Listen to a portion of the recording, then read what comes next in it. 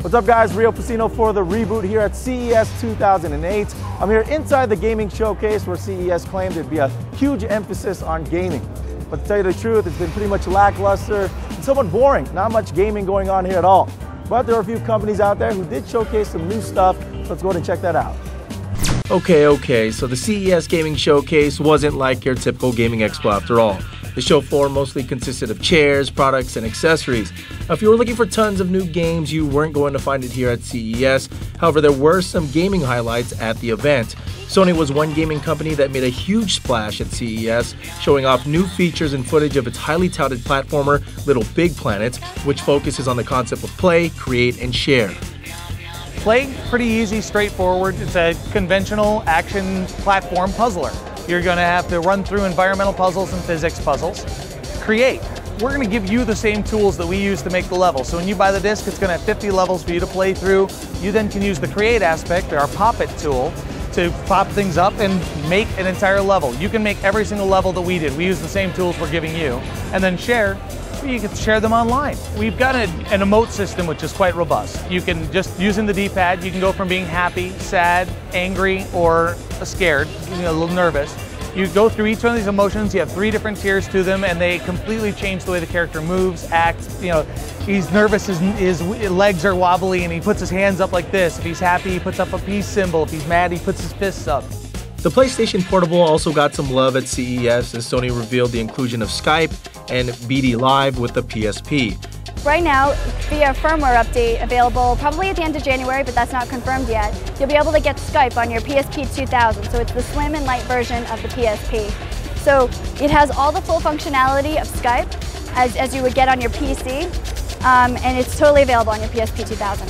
It's very, very simple. So all you have is a contact list. So you set up your own profile or a Skype account, and then you have all of your contacts available, and then you can just, dial a number or dial a contact, and you're there. It's easy. You do need to be in a Wi-Fi hotspot, however, so that is important. The idea is you take your movie, put it into your Blu-ray player, and you can now access content that has been specially created for that film by the movie studios. It's included with the BD version of the film. Will also be a PSP version of the movie as well. For example, with Godzilla that we're showing behind me, you can go ahead, once you put your BD in there into the PS3, download a version of that movie Godzilla to your PSP. It looks phenomenal, and now you have Godzilla on the go or in full HD at home. CES wasn't all about Sony. Rival Microsoft also made some noise at CES, touting the popularity of Xbox Live and announcing a new content deal with ABC and MGM. But it wasn't all about the 360. Several games for Windows also made an appearance on the show floor as well. The basic story of Space Siege is that set in the future, the humans have gone out and begun colonizing planets. We've colonized this one planet that turns out is considered sacred by this alien race. Pissed them off. They're really pissed off, so much so that they follow us back to Earth, and they are bent on nothing but the complete elimination of humans. So the way that you do this, and kind of the key hook of this game, is that you can either go about trying to solve this menace, go against this menace, strictly by your own human abilities, basic weapons, basic strength, or you can augment your abilities through cybernetic upgrades. So, basically cut off your arm, put on a cybernetic arm, put in cybernetic lungs. You got superhuman strength in this arms. The cybernetic lungs, you can breathe poisonous gas. You basically don't need oxygen anymore. Cybernetic eyes. The Germans, the Nazis, have invaded all of Europe. And they've figured, what's the next logical step? Let's invade America. And so you play as Danny Carson, who's a construction worker. He watches as his country is being invaded. So he decides to take up arms and join the resistance against the Nazis that are invading his country. We're showing off the Age of Conan. It is an MMO RPG, so there's online play. The game, of course, being an MMO, there's a lot of things that are similar to other MMOs, but a lot of them are intuitive. Basically, when we're dealing with the combat system, instead of it being a point and click and automatic attack, you actually have to focus where your strikes are hitting, what types of strikes you're using, and what kind of combinations of attacks you're using. When you're attacking, you have kind of a rows of a right, left, or middle, so you actually have to come up and face your opponent, and then you use your attacks. based on if they have like a shield on the left side and a sword, you kind of will do more damage on a certain way.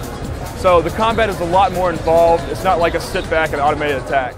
It wasn't all about the games at CES. A number of new gaming products were also being shown at the event for gamers to check out.